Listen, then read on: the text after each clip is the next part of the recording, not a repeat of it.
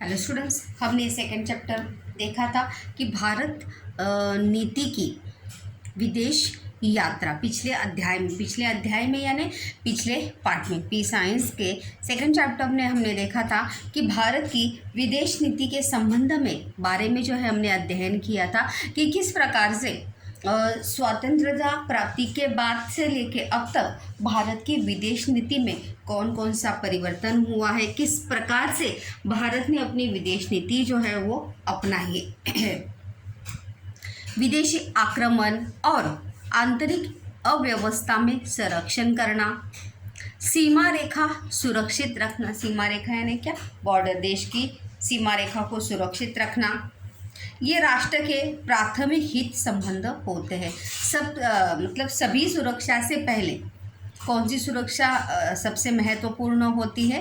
देश की सुरक्षा, देश की सीमा रेखा का संरक्षण करना, यह हमने देखा है। इसके लिए प्रत्येक राष्ट्रीय स्तर पर एक मजबूत सुरक्षा व्यवस्था जो है वो निर्माण करता है और हर एक देश, प्रत्येक देश जो है अपने राष्ट्रीय स्तर पर एक मजबूत सुरक्षा व्यवस्था का क्या करता है? निर्माण करता है। किसके लिए? अपने देश की सुरक्षा व्यवस्था को नियंत्रित करने के लिए, क्योंकि देश की बाकी सभी कार्य तभी सफल होंगे जब देश की सुरक्षा व्यवस्था या देश और देश की जनता जो है क्या होंगे? सुरक्षित होंगे तभी। तो इसीलिए हर राष्ट्र जो है सबसे पहले उसका प्राथमिक महत्वपूर्ण कार्य जो है वो वही होता है। भारत ने भी ऐसी राष्ट्रीय सुरक्षा व्यवस्था निर्माण की है और भारत ने भी ऐसी ही राष्ट्रीय सुरक्षा व्यवस्था का निर्माण किया है जिसके चलते हमारी देश की सुरक्षा जो है अबाधित है। तथा इस अध्याय में हम उसके स्वरूप और सुरक्षा व्यवस्था के समक्ष आने वाले आह्वानों पर विचार करेंगे। आह्वान यानी कि चुनौतियाँ। सुरक्षा व्यवस्था या देश की सुरक्षा व्यवस्था करते समय कौन कौन सी चुनौतियों का सामना करना पड़ेगा, उसका स्वरूप कैसा होगा, इसके बारे में जो है हम इस पार्ट में जो है वहाँ पर जानकारी लेने वाले हैं। पहला ही हमारा टॉपिक है वो है राष्ट्रीय सुरक्षा माने क्या? राष्ट्रीय सुरक्षा का अर्थ क्या होता है? प्रश्न भी है कि राष्ट्रीय सुरक्षा को किन बातों से खतरा जो है वहाँ पर हो सकता है। तो देखते राष्ट्रीय सुरक्षा यानी क्या? देश की सुरक्षा, अपने व्यक्तिगत या एक व्यक्ति की सुरक्षा नहीं, संपूर्ण देश की सुरक्षा वहाँ पर दांव पे लगी होती है।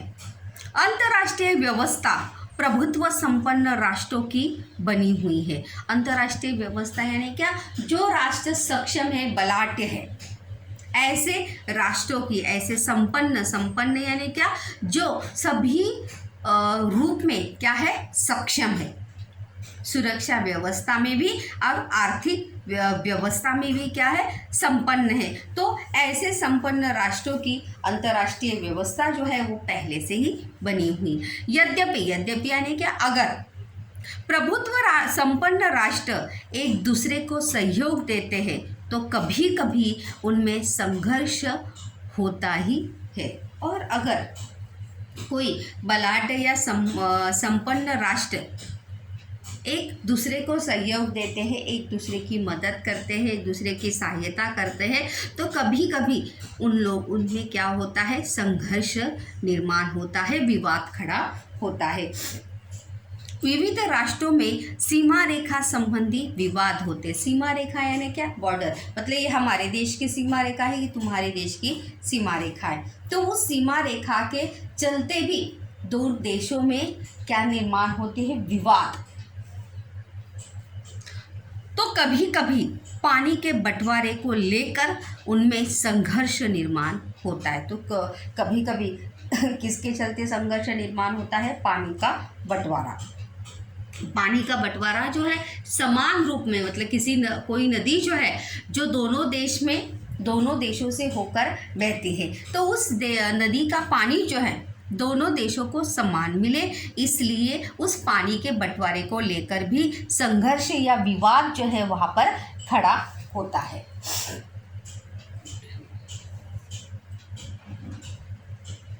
अंतर्राष्ट्रीय समझौतों का पालन न करना, मतलब जो अंतर्राष्ट्रीय संगठन के चलते जो समझौता जो करार हुआ है उसका पालन न करना, एक दूसरे से निरंतर स्पर्धा करना, मतलब कभी कभी ऐसा भी होता है कि दो देश जो है हमेशा किसी ना किसी बात को लेकर एक दूसरे में क्या करते हैं, कंपटीशन करते रहते हैं। पड़ोसी देशों से निर्वासितों के जत्थे आना, पड़ोसी देश मतलब दूसरे देश से अपने देश में क्या आना, आश्रित या निर्वासित आना, जत्थे यानी क्या, समूह आना, ये संघर्ष के कुछ अन्य कारण जो है वहाँ पर हो सकते हैं। मतलब इन कारणों की वजह से देशों में क्या होता है, विवाद वहाँ पर खड़ा हो सकता है। इस प्रकार राष्ट्रों के परस्पर विरोधी हित संबंध निर्माण हो जाने पर उनके विरोधी हित संबंध निर्माण हो जाने पर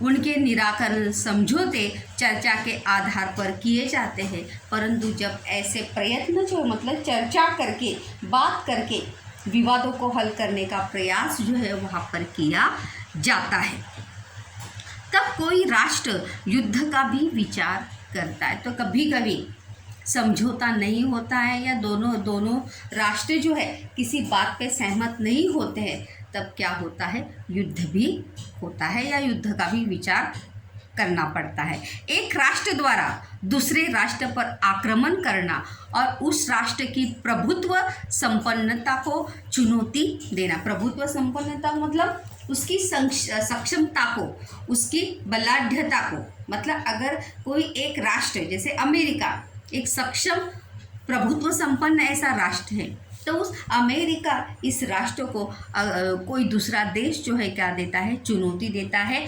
आह्वान करता है। इस कारण उस राष्ट्र की सुरक्षा के सम्मुख खतरा निर्माण होता है। तो अगर कोई राष्ट्र दूसरा राष्ट्र ऐसी चुनौती या ऐसा आह्वान देता है, तो उस राष्ट्र के सामने, उस देश के सामने क्या निर्माण, सुरक्षा का खतरा जो है निर्माण होता है, जनता का, लोगों का। आक्रामक राष्ट्रों के सैन्य सामर्थ्य के कारण इस तरह की चुनौतियां निर्माण हो जाती है। मतलब अगर किसी राष्ट्र के सैनिक जो है, राष्ट्र सैन्य सामर्थ्य के, आक्रामक सैन्य सामर्थ्य के कारण इस तरह की चुनौतियां, इस तरह के घटनाएं जो है वहाँ पर निर्माण होती है। और किसी भी परिस्थिति में राष्ट्र की प्रभुत्व संपन्नता और अस्तित्व की रक्षा करना यह शासन का प्रथम कर्तव्य और जिम्मेदारी होता है। मतलब किसी भी राष्ट्र की, फिर चाहे वो बलाढ्य संपन्न हो या छोटा राष्ट्र क्यों ना हो, लेकिन किसी भी राष्ट्र की सबसे पहली जिम्मेदारी क्या होती है, अपने राष्ट्र की सुरक्षा व्यवस्था का प्रबंध करना। यहाँ पर अगर देखेंगे तो यही बात यहाँ पर बताई गई है। देखिए कि कर्तव्य और जिम्मेदारी होने से राज्य को अपनी, यानी राष्ट्र को अपनी सुरक्षा व्यवस्था कायम तत्पर, कायम यानी क्या, हमेशा, तत्पर यानी क्या, उसमें हमेशा जुड़े रहना चाहिए और अद्यतन रखनी पड़ती। अद्यतन मतलब हमेशा अपनी सुरक्षा व्यवस्था के बारे में जागरूक रहना पड़ता है किसी भी राष्ट्र को। इसी को क्या कहते हैं, राष्ट्रीय सुरक्षा कहते हैं। क्या कहते हैं, राष्ट्रीय सुरक्षा, इसी को कहा जाता है। क्या आप भारत और पड़ोसी देशों के संदर्भ में परस्पर पूरक और परस्पर विरोधी हित संबंध के कुछ उदाहरण बता सकते हैं? दूसरा है राष्ट्रीय सुरक्षा व्यवस्था के उपाय, प्रश्न भी है कि हम कौन से उपाय जो है वहाँ पर कर सकते हैं। राष्ट्रीय सुरक्षा को संरक्षित रखने के उपाय।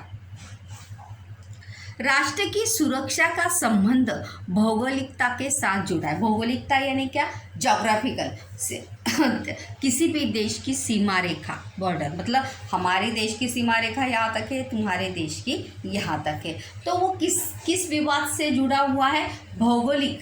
किस विवाद से जुड़ा है? भौगोलिक के साथ जोड़ा हुआ है। भौगोलिक दृष्टि से अधिक निकट होने वाले और कभी कभी कुछ देश जो है, कुछ राष्ट्र जो है भौगोलिक दृष्टि से क्या होते हैं? अधिक निकट यानी क्या? पास होने वाले राष्ट्र की ओर से राष्ट्रीय सुरक्षा को खतरा निर्माण होने की संभावना निर्माण होती है। मतलब कुछ राष्ट्र जो है जो ज़्यादा करीब होते हैं या भौगोलिक दृष्टि से नज़दीक होते हैं, उन राष्ट्रों से भी खतरा होने की संभावना जो है वो क्या होती है? ज़्यादा होती है। हमारे सीमा रेखाओं पर मंडराने वाला यानी दिखाई देने वाला, जैसे भी मैंने कहा देश की सीमा रेखा, देश की बॉर्डर पर मंडराने वाला खतरा कौन सा है तथा वह किसकी ओर से आया है, यह पहचानना महत्वपूर्ण होता है। मतलब जितने भी पड़ोसी राष्ट्र है, किसी भी पड़ोसी राष्ट्र से देश की सीमा को बचाए रखना या देश की सीमा रेखा की सुरक्षा करना, ये प्रथम क्या होती है? जिम्मेदारी है। दूसरा है, इस खतरे को दूर रखना हो तो इसके लिए राष्ट्र को अपनी सैन्य शक्ति जो है वो बढ़ानी पड़ती है। मतलब अगर अपनी देश की सीमा रेखा को सुरक्षित रखना है तो हमें क्या करना पड़ता है? अपनी राष्ट्र की सैन्य शक्ति, मतलब सैनिकों की क्षमता जो है वो क्या करनी पड़ती है? बढ़ानी पड़ती है। आधुनिकी तकनीकी ज्ञान स्वीकार करते हुए, आधुनिकी ज्ञान मतलब जैसे नए टेक्नोलॉजी का यूज़ करते हुए वहाँ पर सुरक्षा व्यवस्था जो है कड़ी की जा सकती है। करते हुए खतरे के संबंध में अनुमान लगाना, शस्त्रों का निर्माण करना, नए शस्त्रों का निर्माण करना, रक्षा दल का आधुनिकीकरण तथा उसे अद्यतन करना। आधुनिकीकरण मतलब रक्षा दल, मतलब सुरक्षा व्यवस्था की जो रक्षा दल है, जैसे वायुसेना हो गई, थल सेना हो गई,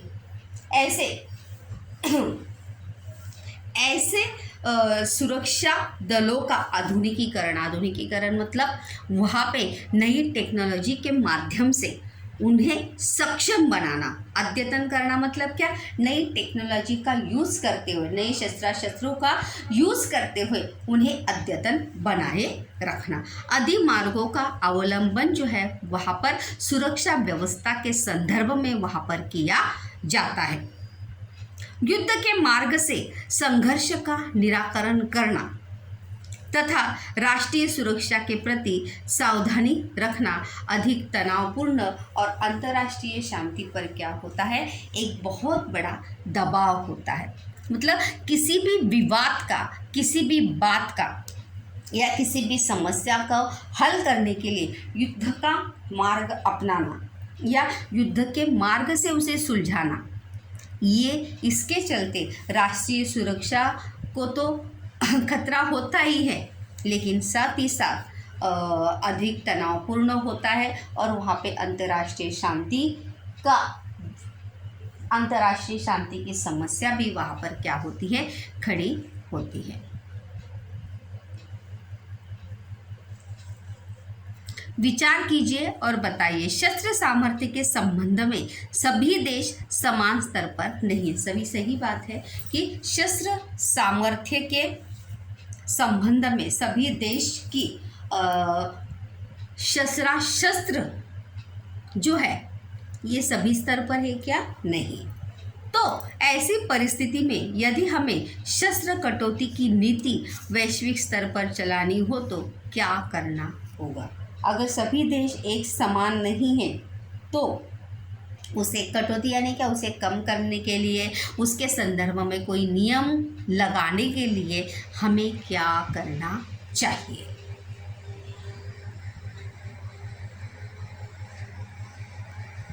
यहाँ पर देखिए, क्या आपको उचित लगता है सैन्य शक्ति बढ़ाने के प्रयत्न में राष्ट्र एक दूसरे से हथियारों की होड़ शुरू करते?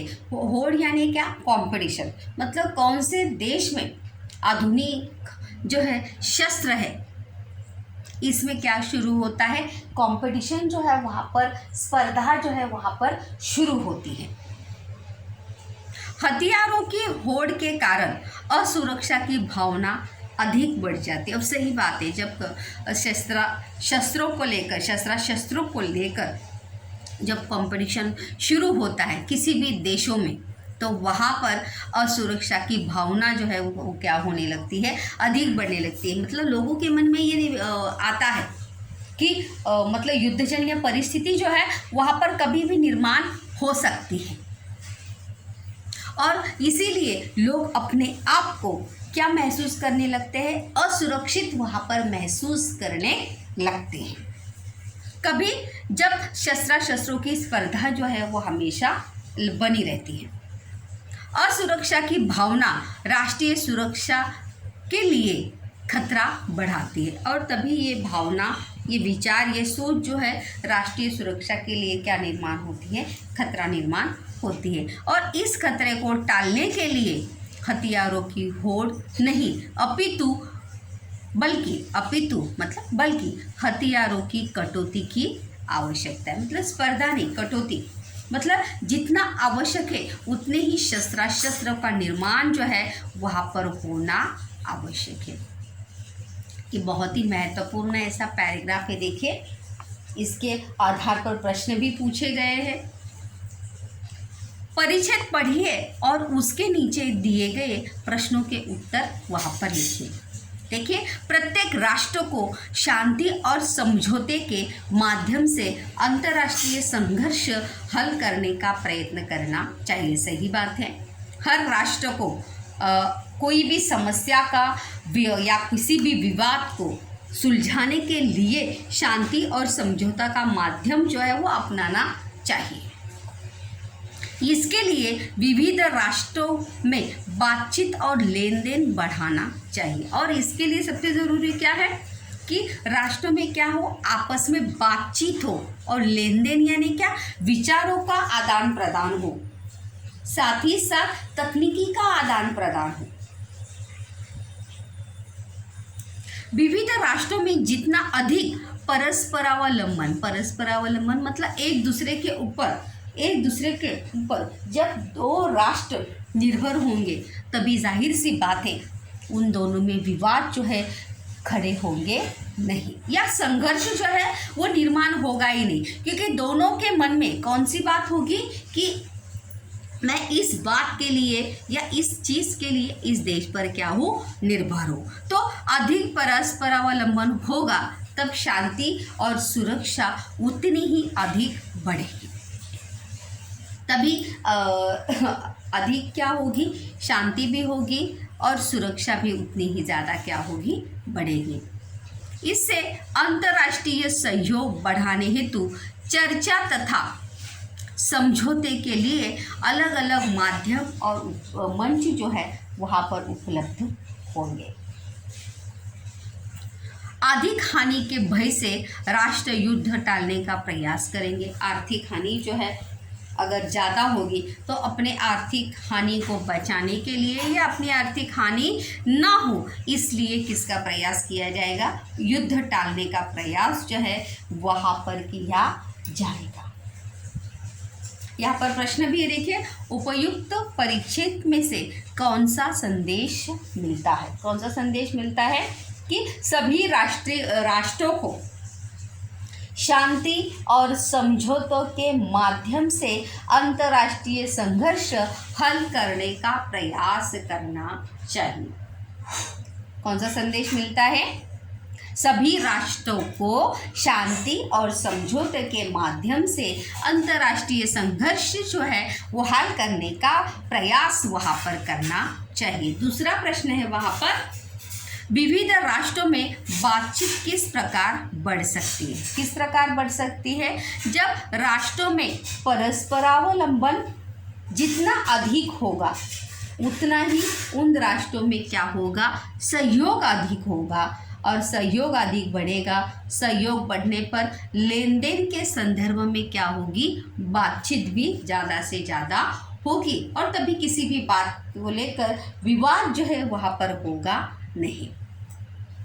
नेक्स्ट प्रश्न है, आर्थिक हानि और युद्ध इनमें कौन सा संबंध है? दोनों का संबंध जो है बहुत ही गहरा है, निकट का है, क्योंकि आर्थिक युद्ध से राष्ट्र की बहुत हानि होती है। उससे आर्थिक वित्त हानि और मनुष्य हानि तो ज़्यादा होती है, लेकिन इसके विपरीत सहयोग से शांति और सुरक्षा स्थापित होती है।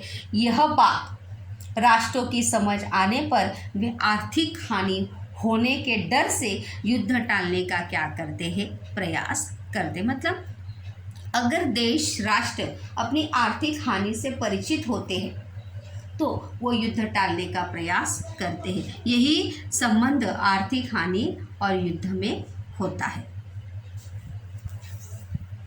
क्योंकि कोई भी देश ये नहीं चाहेगा कि युद्ध की वजह से हमारी देश की क्या हो, आर्थिक परिस्थिति जो है वो क्या हो, विकट हो, और उसके चलते देश को बहुत ज़्यादा वित्तीय नुकसान वहाँ पर भुगतना पड़े। तो अंतर्राष्ट्रीय खतरा पैदा करने वाला होता है, इसलिए अन्य राष्ट्रों का समर्थन प्राप्त कर कुछ राष्ट्रीय सुरक्षा पर आने वाले खतरे को कम करने का क्या करते हैं, प्रयास करते हैं। कभी अंतर्राष्ट्रीय सुरक्षा व्यवस्था को अबाधित रखने के लिए। अगला महत्वपूर्ण टॉपिक है, जिस टॉपिक के संदर्भ में ये पाठ है, भारत की सुरक्षा व्यवस्था। भारत की सुरक्षा व्यवस्था में संरक्षण करने वाली थल सेना, नौसेना और वायुसेना, इन 3 सेनाओं का समावेश है। कितने सेनाओं का समावेश है भारत की सुरक्षा व्यवस्था में? 3 सेनाओं का। कितने सेनाओं का? 3 सेनाओं का जो है वहाँ पर समावेश है।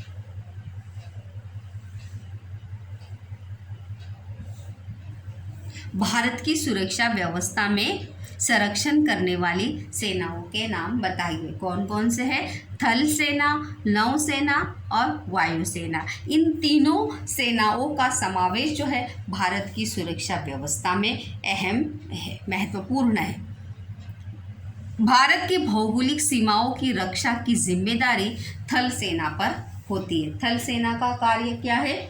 भारत की भौगोलिक सीमाओं की रक्षा करना। किसका कार्य है? थल सेना का। किसका कार्य है? थल सेना का कार्य कौन सा है? भारत की भौगोलिक सीमाओं की रक्षा की जिम्मेदारी जो है थल सेना पर होती है। तो सागरीय सीमा की रक्षा किस सेना की होती है? नौसेना के माध्यम से जो है वहाँ पर सागरीय यानी समुद्र तट की सीमाओं की रक्षा की जिम्मेदारी जो है वो नौसेना पर होती है।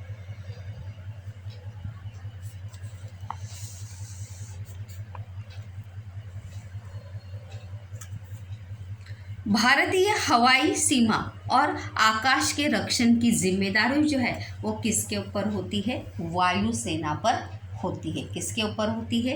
वायुसेना पर। और इन तीनों सेनाओं पर रक्षा मंत्रालय का क्या होता है? नियंत्रण होता है। देश का जो रक्षा मंत्रालय है वो मंत्रालय इन तीनों सेनाओं को क्या करता है?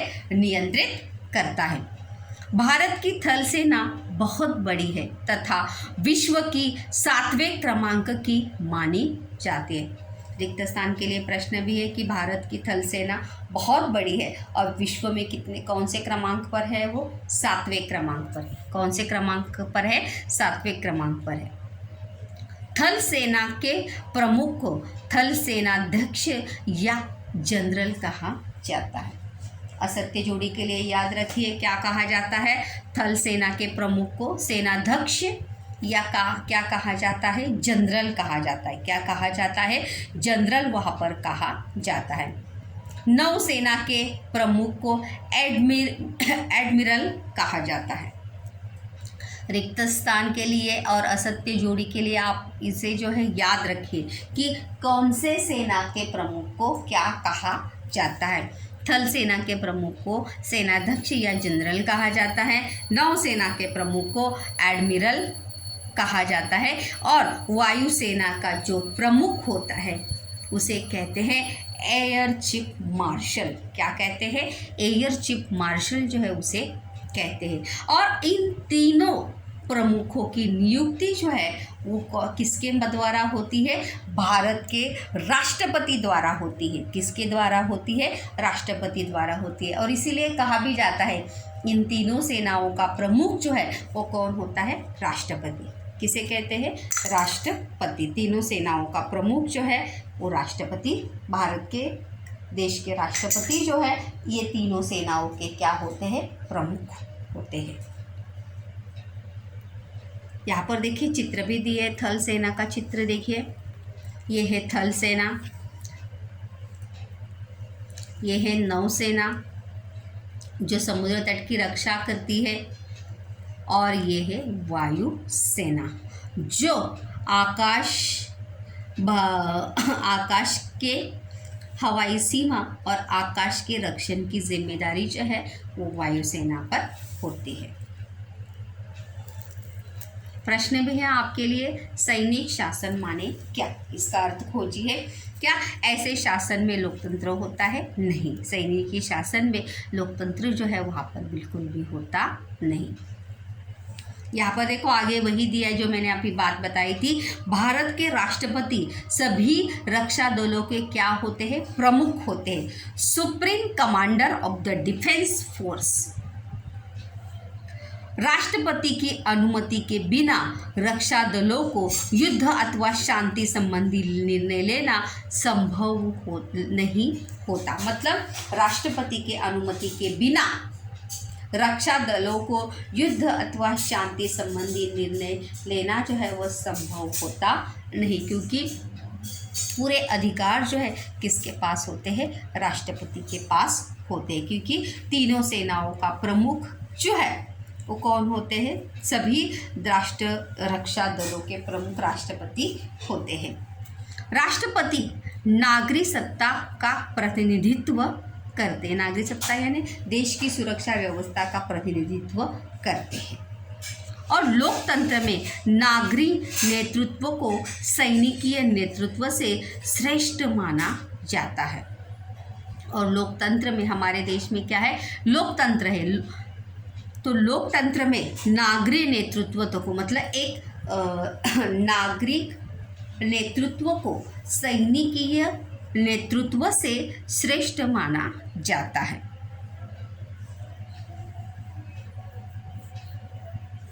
मतलब सैनिक नेतृत्व से एक सर्वसामान्य नागरिक के नेतृत्व को जो है वहाँ पर क्या माना जाता है? श्रेष्ठ माना जाता है। जैसे लोकतंत्र में हर एक नागरिक जो है क्या है? एक समान है, कोई भी उच्च या कोई भी अमीर या कोई भी गरीब वहाँ पर नहीं है।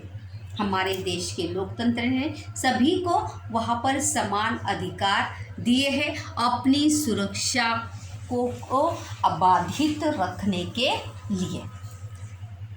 अपनी खुद की सुरक्षा को अबाधित रखने के लिए वहाँ पर बहुत सारे अधिकार जो है वहाँ पर हमारे लोकतंत्र ने हमें वहाँ पर दिए हैं।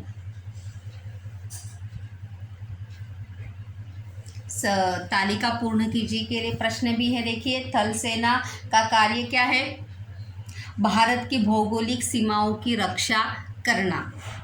उसके बाद नौसेना का कार्य क्या है? भारत की सागरी सीमाओं की रक्षा करना। वायुसेना का कार्य क्या है? भारत की हवाई सीमा तथा आकाश की रक्षा करना। थल सेना के प्रमुख को क्या कहते हैं? सेनाध्यक्ष या जनरल कहते हैं। क्या कहते हैं? जनरल कहते हैं। वायुसेना के प्रमुख को एडमिरल कहते हैं। क्या कहते हैं? एडमिरल कहते हैं। और वायुसेना का जो प्रमुख होता है उसे कहते हैं एयर चीफ मार्शल। और इन तीनों सेनाओं का प्रमुख जो है वो कौन होते हैं? देश के राष्ट्रपति होते हैं, जिन्हें क्या कहते हैं, supreme commander of defence force. Bharat मतलब सभी रक्षा दलों के जो प्रमुख हैं वो क्या होते हैं, राष्ट्रपति होते हैं। और राष्ट्रपति की अनुमति के बिना दलों को युद्ध अथवा शांति संबंधी निर्णय लेने के अधिकार जो है वो बिल्कुल भी होते नहीं।